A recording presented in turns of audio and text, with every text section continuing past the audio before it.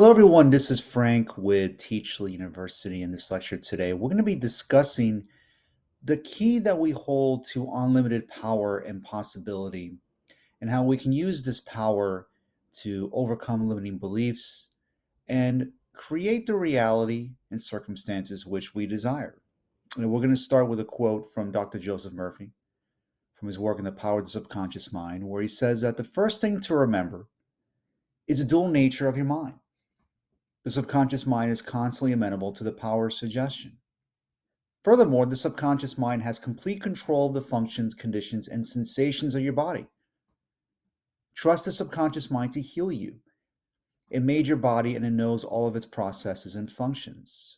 It knows much more than your conscious mind about healing and restoring you to perfect balance. So, this key that we hold, this hidden power, is our ability to think. And we can choose the way we want to think. I mean, this, I think, certainly makes sense. You own the property that is your mind. You have the ability then to choose how to think. It is your life after all. Now, this is easier said than done, of course, because we all have unconscious habits that we have that we don't even realize these habits have been formed or shaped because they go underneath our awareness or our consciousness. So the power then that we hold is that we can change our habits and beliefs by changing what we impress on the subconscious mind or the greater mind that is connected to infinite intelligence. And when you think about your body, for example, as Dr. Joseph Murphy says here about the sensations in your body, how it functions from your heart beating to when you breathe and other functions, this happens automatically without you thinking about it. So then it makes sense that if we are to overcome and create more desirable circumstances and a more desirable reality, it requires then that we trust this greater mind and impress upon this greater mind more positive affirmations and suggestions and visualizations and ideas that can express itself in a new way. And I've said this in my previous lecture where the subconscious has to express itself in some way. And if you press upon the subconscious negative thoughts and ideas, it's going to express itself by creating undesirable circumstances. So then it only makes sense that if we are to create more desirable circumstances, the key that we hold then is that we can turn on and unlock the powers within us by impressing the subconscious what it is that we desire with feeling and emotional intensity. As Neville says, a feeling is the secret, feeling that what we want is already here and is within our reach. And we can control our emotions and how we feel. We can then do a much better job in managing our subconscious and managing our habits. So you must make certain to give your subconscious only suggestions which heal, bless, elevate, and inspire you in all your ways. Remember that your subconscious mind cannot take a joke. It takes you at your word. Know that in your deeper mind are infinite intelligence and infinite power. So then to harness the power of the subconscious, not only what must we be mindful of our conscious thoughts and ideas, but it's also surrendering to our greater mind, because the subconscious is the deeper mind that is also infinite intelligence and infinite power. And what blunts our ability to tap into the subconscious or this greater power is when we consciously try to force an outcome. And this creates needless suffering, frustration, anxiety, etc. Is when we try to force an outcome, consciously trying to see how a desired outcome is going to come about. So we try to stay busy, just thinking that if we stay busy enough, somehow a desired outcome will occur. More often than not, this doesn't happen. It's when you let go and surrender to this greater intelligence and communicate with it, be mindful of it, and be self-aware of this intelligence and this deeper mind, and communicate with it what it is that you desire. And thus creation then is already done. That possibility already exists. It's just a matter of becoming aware of it and feeling that this possibility is already here. And by doing so, then this can reshift your focus by changing your thoughts and actions and habitual behaviors that can propel you to this new direction of your life, this new journey, without trying to force it. It becomes natural because you become the person that is meant to attract these things or manifest these things into your life. So then the key then is to surrender to this deeper mind and to use it to your advantage. And this reminds me, and I've mentioned this lecture from before by Michael Crichton, who wrote the books Jurassic Park and Congo and Sphere and these other sci-fi novels. And he made a speech at the Academy of Achievement where an audience member asked him how it was that he was able to write all these amazing books. And Crichton's response was that he equated the conscious mind to a mouse and the subconscious mind to the elephant. And if we are to achieve any goal, we must use that elephant and use that subconscious mind, that infinite intelligence or that deeper mind. That is where our true creative abilities lie. And by surrendering to this intelligence, new revelations, ideas for businesses, for art, or any ideas that can transform our life will emerge because we trust and surrender to this greater mind that is there to help us. So to quote Neville Goddard from his book Resurrection, he says that chance or accident is not responsible for the things that happen to you, nor is predestined fate the author of your fortune or misfortune. Your subconscious mind impressions determines the conditions of your world. The subconscious is not selective, it is impersonal and no respecter of persons. The subconscious is not concerned with the truth or falsity of your feeling. It always accepts as true that which you feel to be true. Feeling is the ascent of the subconscious to the truth of that which is declared to be true. Because of this quality of the subconscious, there is nothing impossible to man. Whatever the mind of man can conceive and feel as true, the subconscious can and must objectify. Your feelings create the pattern from which your world is fashioned, and a change of feeling is a change of pattern.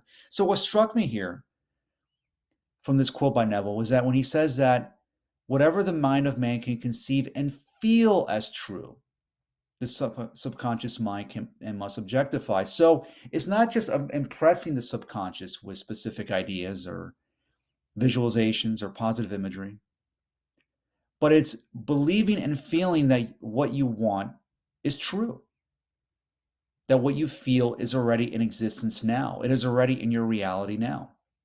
And of course, this is a challenge because if you want a particular goal or desire, there may not be any necessary evidence in your external environment to validate that what you want is possible.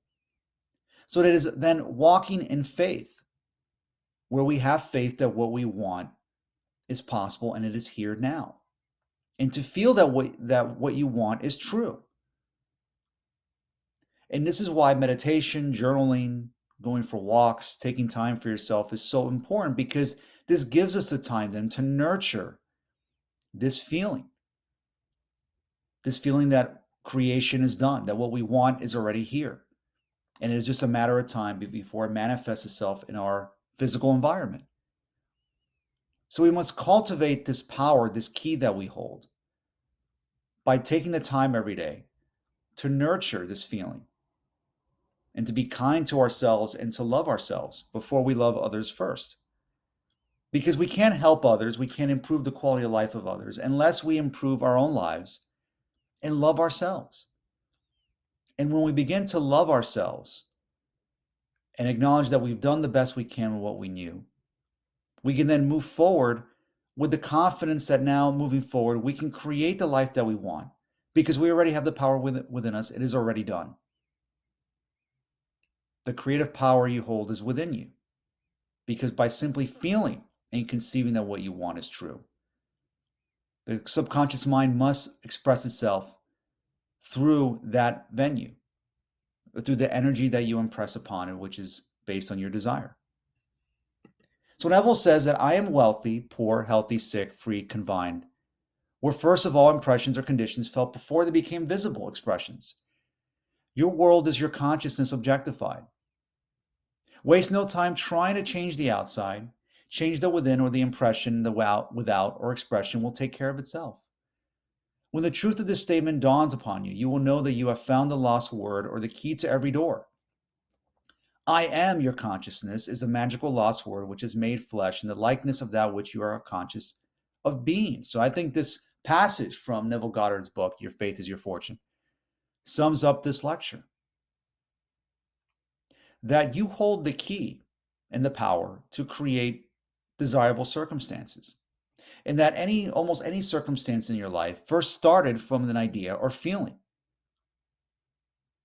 And your negative circumstances were based on the feeling of lack, of frustration, of disappointment, of fear, anxiety, etc.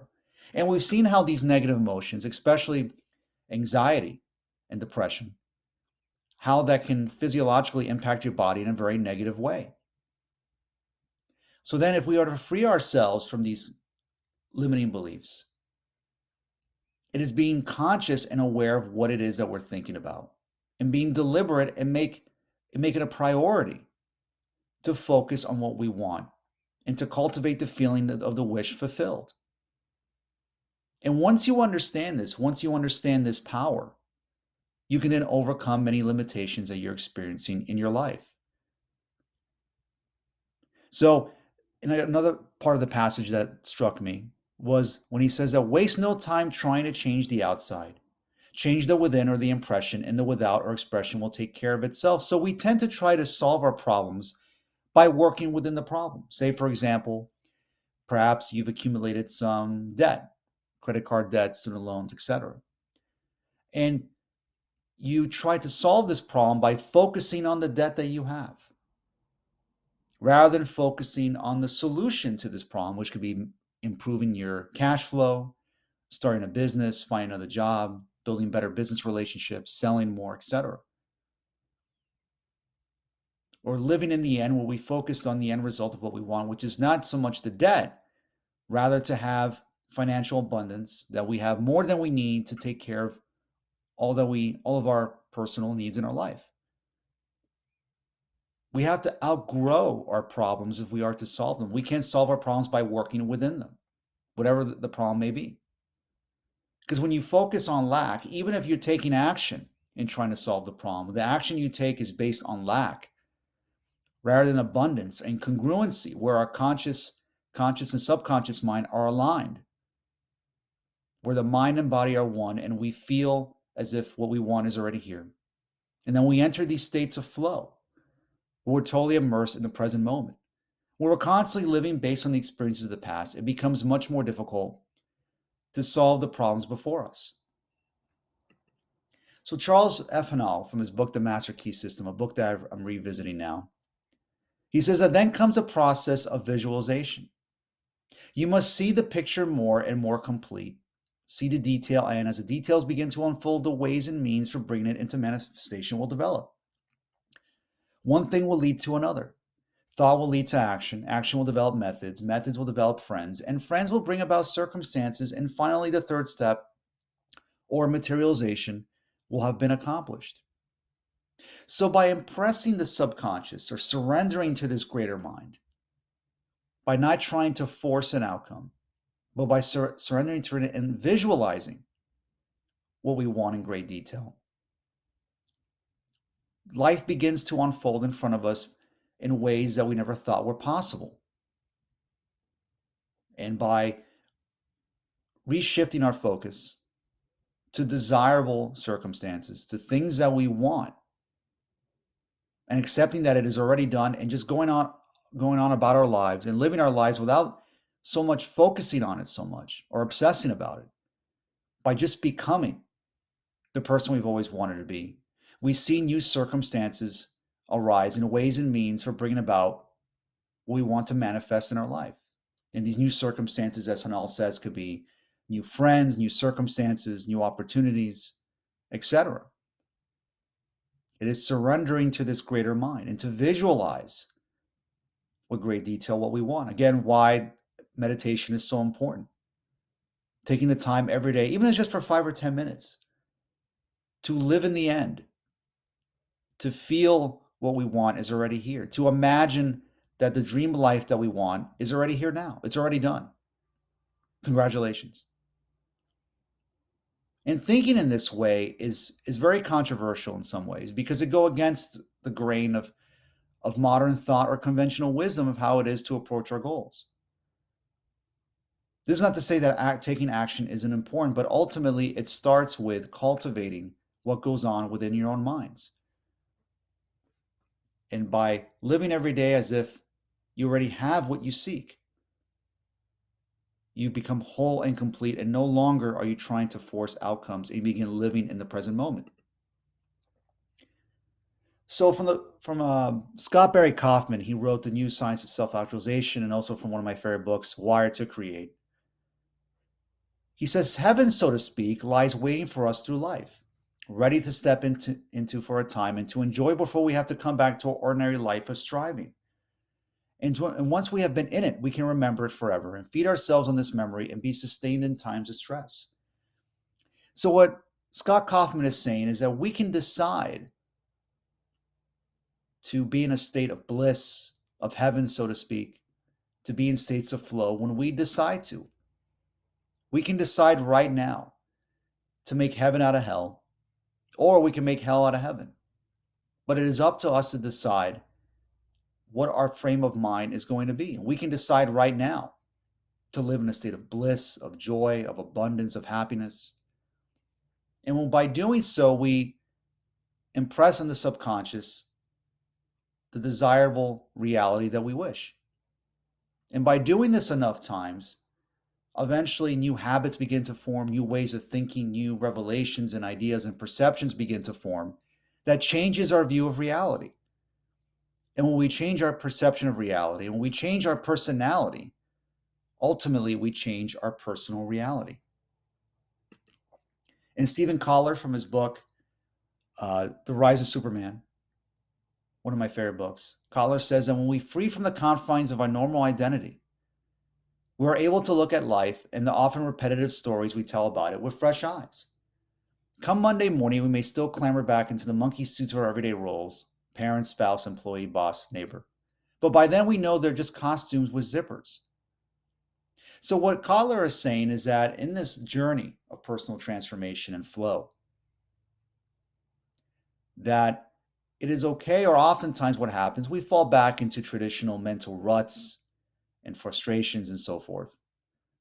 But when we become self-aware and look at life from a new perspective, we get to see then that we can change our perception and change our beliefs about ourselves, or change our self-image. And this is the basis of Maxwell Maltz's book on psychocybernetics, of changing the self-image, that no matter where we are, we can decide to change our beliefs about ourselves and the world around us.